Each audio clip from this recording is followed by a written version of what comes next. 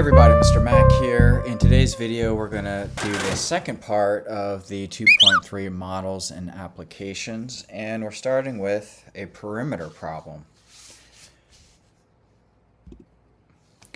So the perimeter of a rectangular outdoor patio is 54 feet. The length is 3 feet greater than the width. What are the dimensions of the patio? Okay, so we know that perimeter equals 54 feet, and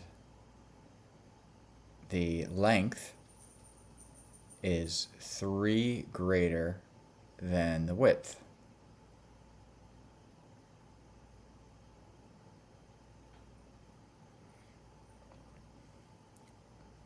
So length equals width plus 3. And here I've got a little sketch of the perimeter of this rectangle. We know that perimeter equals the 2 lengths plus 2 widths. That's our perimeter equation. So what we're going to do is we're going to substitute 54 for the perimeter. We're going to substitute our equation in terms of the width for our length. We're going to substitute here W plus 3. Just substituting there. Plus 2W.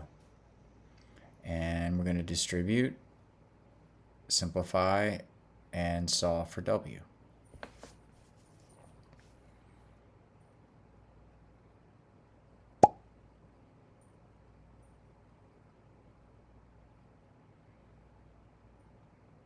(54) equals 4W plus 6, subtract 6, divide by 4. 48 divided by 4 is 12. That would be 12 feet. Now my length is W plus 3. I'm going to substitute our value for 12, or 12 in for W, and we're going to get a length of 15. Or 15 feet. If I were to check that, P equals 2L's plus 2W, 2 times 15 plus 2 times 12, I would get 30 plus 24, which is 54, so that checks. Okay, so let's write our solution in terms of a sentence here. The dimensions of the patio, dimensions are 15 feet by 12 feet.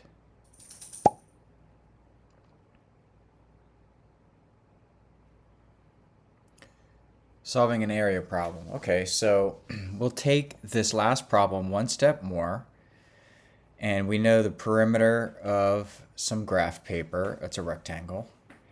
We know the length is 6 more than the width, and we want to find the area. Okay, so find the area of a rectangle. The area equation is length times width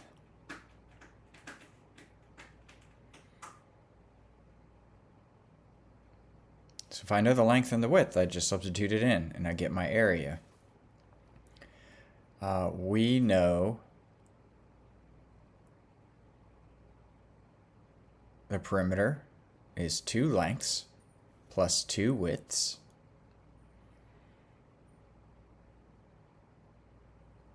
And I know the length is 6 inches more than the width. And I know the perimeter is 48 inches. So that's everything written down from the word problem. So now let's take the perimeter equation and let's substitute 48 for our P.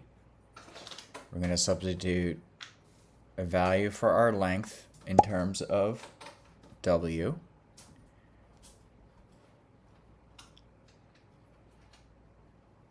and then we're going to simplify and solve. So let's distribute the 2.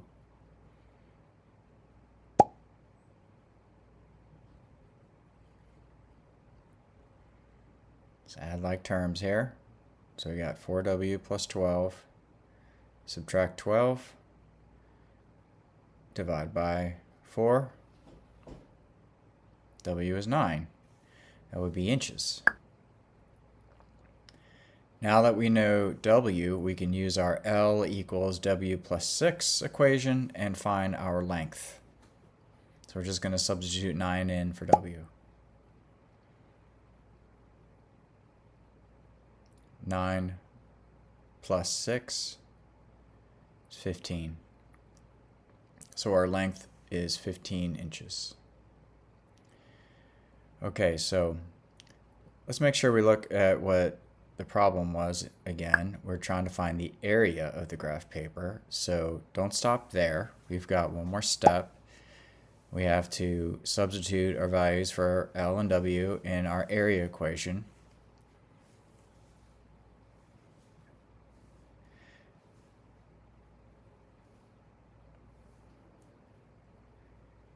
(15 inches times 9 inches)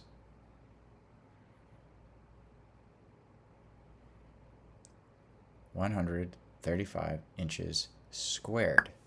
Don't forget your units. So the area of the graph paper is 135 inches squared. There's our sentence, and we're done.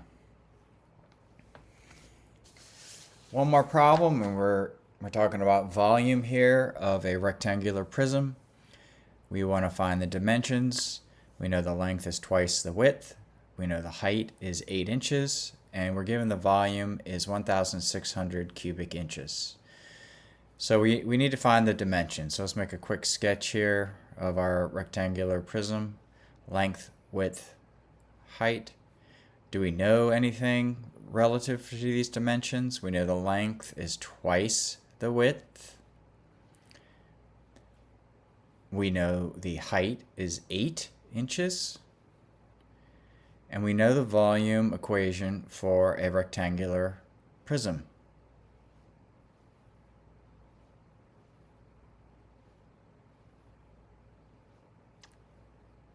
As well as the actual volume, right? 1,600 cubic inches. So V equals length times width times height.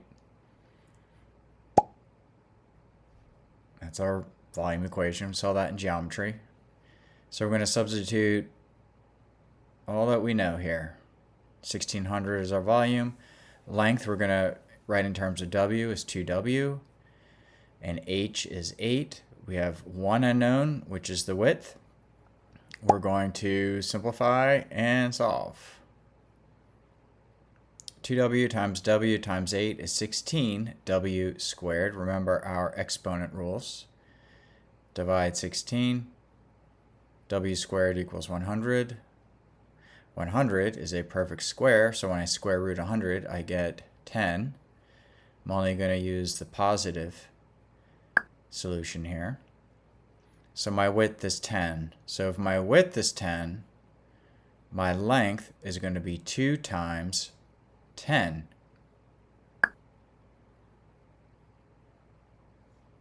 Two times 10 is 20 inches. And I already know my height is 8. So I now have all the dimensions of my shipping box.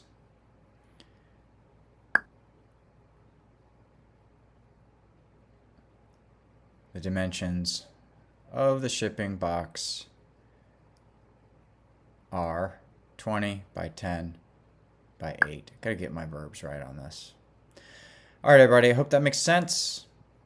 Take a crack at the practice set, and I'll check you later.